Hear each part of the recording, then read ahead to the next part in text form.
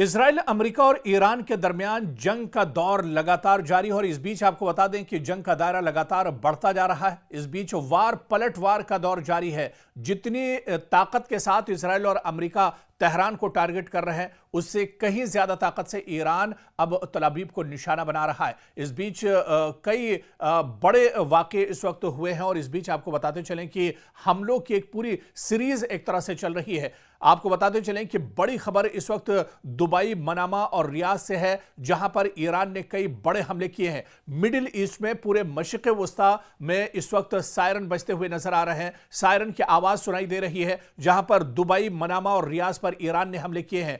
Iran ने बड़ा बयान इस बीच दिया है कि ईरान सरेंडर नहीं करेगा। आपको याद होगा कि अमेरिका के सदर डोनाल्ड ट्रंप ने बयान दिया था कि अमेरिका ईरान सरेंडर कर दे और ईरान को एक तरह से हम बख्श देंगे। लेकिन इस बीच ईरान की लीडरशिप की तरफ से यह बड़ा बयान आया है। ईरान ने कहा है कि ईरान सरेंडर नहीं करेगा। और इस बीच आपको बता दें कि ईरान ने आगे यह भी कहा है कि या तो ये जंग हम जीतेंगे या हम शहीद हो जाएंगे। ये दरअसल बड़ा और बेबाक बयान ईरान की तरफ से आया है। ईरान ने कहा है कि या तो इस जंग में हम शहीद हो जाएंगे या फिर इस जंग में हम फतेह हासिल करेंगे। और इस बीच आपको बता दें कि इजराइल की मिसाइल फैक्ट्रियों पर भी ईरान ने बड़ा हमला किया है और यह शायद पहली बार है जब इजराइल के अंदर इजराइल की जो मिसाइल फैक्ट्रियां हैं, जो असलहे के गोदाम हैं, उन्हें ईरान ने निशाना बनाया है। और इस हमले के बाद इजराइल को बहुत बड़ा झटका लगा है। अभी तक के जो मोसाद या फिर आईडीएफ के जो हेडक्वार्टर थे, उन्हें लगातार निशाना बनाया जा रहा था। लेकिन इस बीच ईरान ने बड़ा दावा किया है कि उसने इजराइल की मिसाइल फैक्ट्रियों पर बड़ा हमला किया है, जिसमें इजराइल को काफी ज्यादा नुकसान उठाना पड़ा है। इस बीच एक और बहुत बड़ी खबर आ रही है। दरअसल ईरान ने अमेरिकी थार्ड को तबाह कर दिया है। जी हां, वो भी एक दो जगह नहीं, 3 जगहों पर अमेरिकी थार्ड को ईरान ने नुकसान पहुंचाया है। आपको बताते चलें कि ईरानी फौज ने अमेरिका के मिसाइल दिफाई निजाम थार्ड को निशाना बनाया है, जिस पर अमेरिका को बहुत ज्यादा नाज था, जिस पर इजराइल को बहुत ज्यादा घमंड था। मुत्तहिदा अरब अमारात, उर्दन और कतर में वाक़े अमेरिकी रडार सिस्टम को निशाना बनाया गया है। सैटेलाइट तस्वीरों में वाज़े तौर पर इन तीनों ममालिक में ईरानी हमलों के नतीजे में होने वाली तबाही को दिखाया गया है। अब अमेरिकी हुकूमत के इस बयान का मफहूम वाज़े होता जा रहा है कि ईरान जंग खींचने वाली है, यानी ईरान की जंग अभी कुछ दिन और चल सकती है। क्योंकि जब यह जंग शुरू हुई थी, उस वक्त डोनाल्ड ट्रंप ने कहा था कि सिर्फ 1 हफ्ते या 10 दिन तक यह जंग चलेगी। लेकिन आप देख लीजिए कि 1 हफ्ता गुजर चुका है, लेकिन इजराइल और अमेरिका अभी तक ईरान को पूरी तरह से इस जंग में भेद नहीं पाए हैं। बल्कि जितनी ताकत के साथ इजराइल और अमेरिका की तरफ से ईरान पर हमले हो रहे हैं, उससे कहीं मजबूती और ताकत के साथ हमला ईरान की तरफ से लगातार इजराइल पर किया जा रहा है। पूरे इजराइल में दरअसल हाहाकार मची हुई है। पूरे इजराइल में अफरा तफरी का माहौल है। लोग डरे हुए हैं। बहुत से खानदान और फैमिलियां तो ऐसी हैं जो जेर जमीन एक तरह से पनाह लिए हुए हैं। लगातार पूरे मशरिक़ वस्ता की बात करें या सिर्फ इजराइल की बात करें, लगातार पूरे इजराइल में जो सायरन है वो बज रहा है। सायरन की आवाज यहां पर रुक नहीं रही है। काफी ज्यादा तबाही देखने को मिल रही है, क्योंकि लगातार ईरान की तरफ से ईरान के जो रॉकेट हैं, जो मिसाइल हैं, जो ड्रोन है, उनके जरिए से हमला किया जा रहा है। इस बीच इजराइल ने यह भी दावा किया है कि क्लस्टर मिसाइल से भी ईरान ने इजराइल को निशाना बनाया है। इस बीच आपको बताते चलें कि ईरान ने भी कहा है कि शाहिद मिसाइल के जरिए उसने इजराइल पर हमला किया है। खुर्रम शहर 4 मिसाइल का भी इस्तेमाल अब एक तरह से ईरान कर रहा है। यह पहली बार है जब इस जंग में लेटेस्ट हथियारों का इस्तेमाल एक तरह से ईरान कर रहा है। शुरुआत में जो हमले इजराइल और तल अवीव की तरफ से के ऊपर ईरान की तरफ से हो रहे थे, उनमें दरअसल ईरान ड्रोन या फिर जो रॉकेट है या फिर जो पुराने मिसाइल थे, उनका इस्तेमाल एक तरह से ईरान कर रहा था। लेकिन अब जिस तरह से शाहिद मिसाइल, खुर्रम शहर 4 मिसाइल का इस्तेमाल लगातार किया जा रहा है, खैबर मिसाइल का इस्तेमाल किया जा रहा है, यह दरअसल ईरान की लेटेस्ट मिसाइल है जिसका इस जंग में पहली बार ईरान ने इस्तेमाल किया है। और शाहिद मिसाइल या खुर्रमशहर 4 मिसाइल दागने के बाद इजराइल के अंदर अफरा तफरी मची हुई है। इजराइल के अंदर काफी ज्यादा डर का माहौल बना हुआ है। इजराइल के अंदर चारों तरफ एक तरह से हाहाकार मचा हुआ है। लोग दौड़ते हुए एक तरह से नजर आ रहे हैं,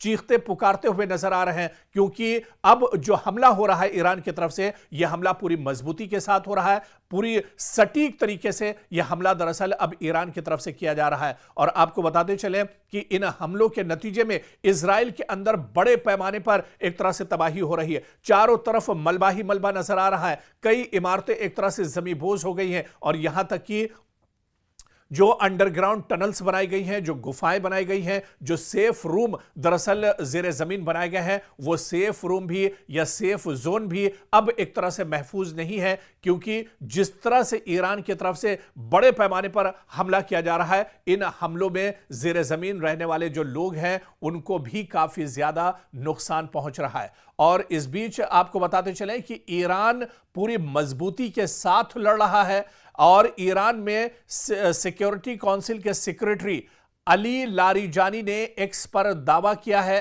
कि मुझे इत्तला मौसूल हुई है कि मुतादिद अमरीकी फौजियों को ईरान की अफवाज ने कैदी बना लिया है। जी हां, यह बड़ा दावा दरअसल ईरान के बड़े लीडर अली लारीजानी की तरफ से एक्स पर बाकायदा उन्होंने लिखा है कि मुझे यह इत्तला मौसूल हुई है ईरान से कि मुतादिद अमरीकी जो फौजी हैं उनको ईरान की फौज ने कैदी बना लिया है और उन्हें एक तरह से यरगमाल बना लिया गया है। खुद अली लारीजानी ने एक्स पर यह बयान दिया है। और इस बीच वहीं पर ईरान के एक और बड़े leader foreign minister Abbas Araghchi के मुताबिक ईरान के इक़दामात में शिद्दत की जिम्मेदारी दरअसल अमेरिका पर आयद होगी। यानी जितनी शिद्दत के साथ ईरान पर हमला किया जाएगा उससे कहीं ज्यादा शिद्दत पर ईरान एक तरह से इजराइल और अमेरिका को यानी दुश्मन को जवाब देगा। और ऐसे में अब्बास अराक्ची ने साफ तौर पर अलल ऐलान यह बयान दिया है। उन्होंने कहा है कि अगर ईरान को और ज्यादा मजीद या सख्त कदम उठाने पर मजबूर किया गया तो उसकी जिम्मेदारी अमेरिका और इजराइल पर एक तरह से आयद होगी।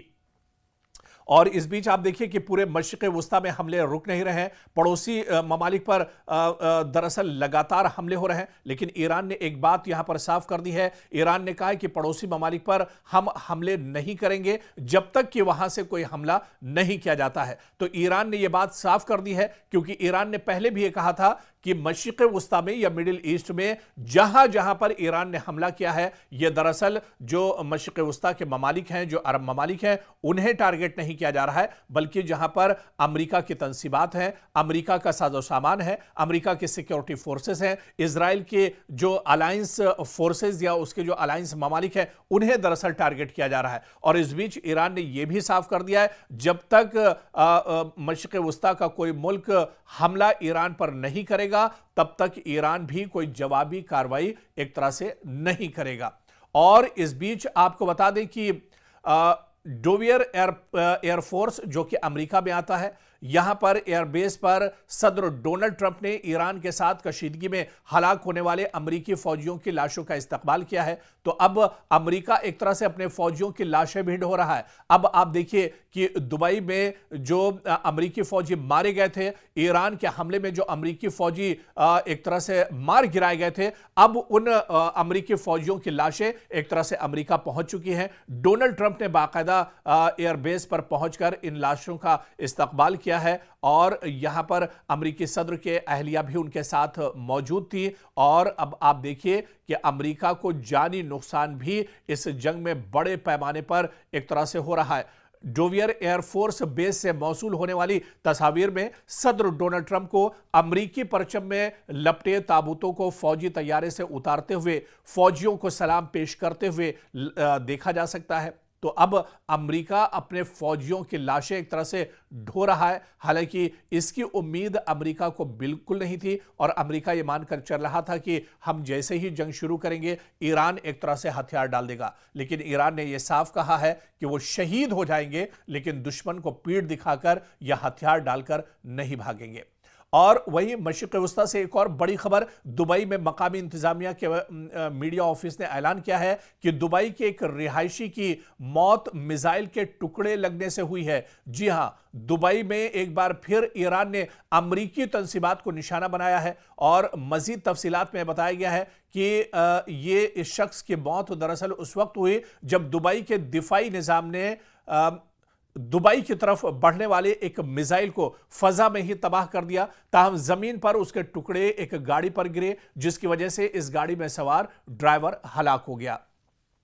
तो ईरान लगातार जहां जहां मशरिक़ वस्ता में अमरीकी तंसीबात हैं उन्हें निशाना बना रहा है। दुबई में यह लेटेस्ट हमला है जो ईरान की तरफ से किया गया है। और इस बीच सऊदी अरब से भी खबर है। सऊदी अरब की वजारत दिफा की जानिब से एक ऐलान में यह दावा किया गया है कि अल खुर्ज के करीब वाक़े शहजादा सुल्तान एयरबेस की जानिब एक बैलिस्टिक मिसाइल दागा गया। ताहम यह मिसाइल एक गैर आबाद इलाके में गिरा, जिसकी वजह से एयरबेस को कोई नुकसान नहीं पहुंचा है। तो अब इस पूरी जंग की धमक एक तरह से सऊदी अरब तक भी पहुंची है। सऊदी अरब में भी जहां जहां अमरीकी तंसीबात, अमरीका के एयरबेस है, उसे लगातार ईरान नुकसान पहुंचा रहा है। और वहीं बहरीन में अमरीकी फौजी अड्डे को मिसाइलों के जरिए ईरान ने निशाना बनाया है। ईरानी फौज का दावा है कि ईरान में पासदाराने इनकलाब की जानिब से जारी बयान में कहा गया है कि उन्होंने बहरीन में वाक़ एक अमरीकी फौजी अड्डे को मिसाइलों की मदद से निशाना बनाया है। तो बहरीन में भी लगातार जहां पर अमरीकी तंसीबात हैं, अमरीकी अड्डे हैं,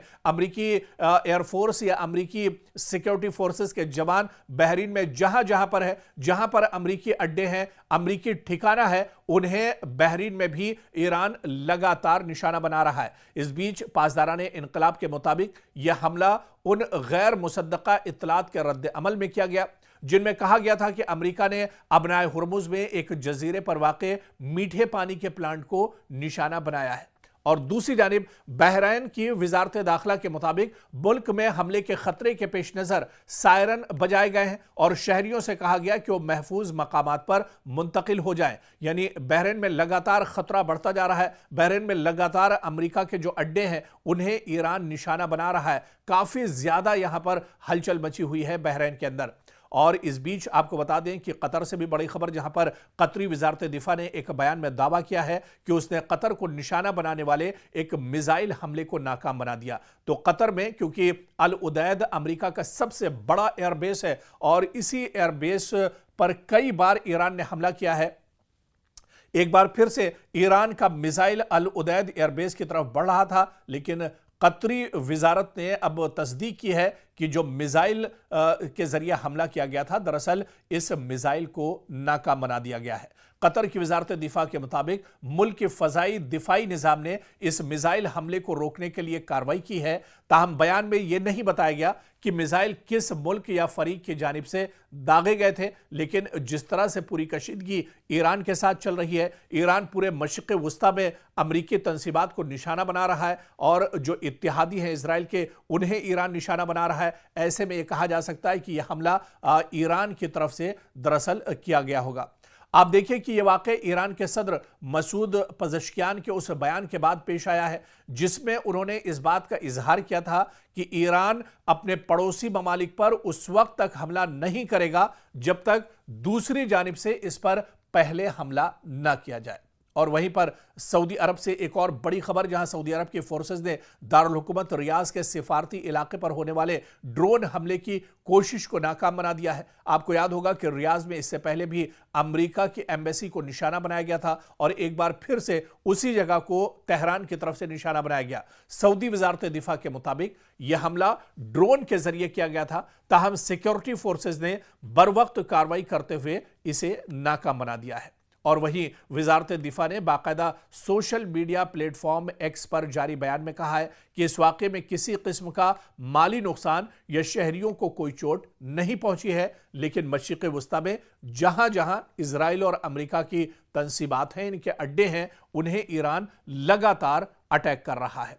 और इस बीच आप देखिए कि इजराइल और अमेरिका की तरफ से ईरान पर भी पलटवार किए जा रहे हैं। ईरान में पहली बार ईरान के अंदर जो ऑयल रिफाइनरी है, ऑयल डिपो है, उसे इजराइल ने निशाना बनाया है और इस हमले के बाद एक बड़े इलाके में धुआं उठता हुआ दिख रहा है।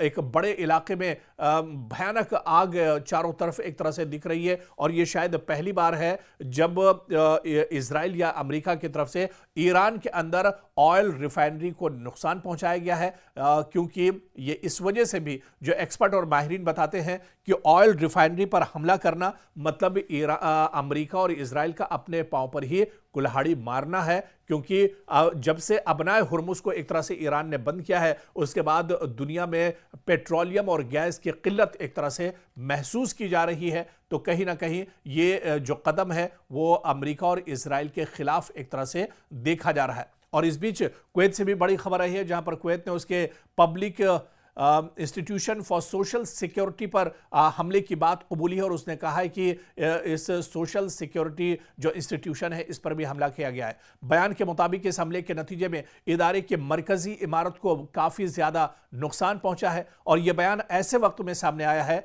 जब कुवैत की वजारत दिफा ने कहा है कि वो फ़ज़ाई हमलों की एक लहर का मुकाबला कर रही है। यानी कुवैत पर लगातार ईरान की तरफ से ड्रोन मिसाइल से हमले हो रहे हैं, रॉकेट दागे जा रहे हैं, लेकिन कुवैत का यह कहना है कि वो फ़ज़ाई हमलों को रोक रहा है, डिफेंस सिस्टम के जरिए इस हमले को रोका जा रहा है। वहीं वजारत दिफा ने शहरियों से अपील की है कि वो हिफाजती हिदायत पर सख्ती से अमल करें और हुक्काम की तरफ से जारी करदा हिदायत को नज़रअंदाज न करें।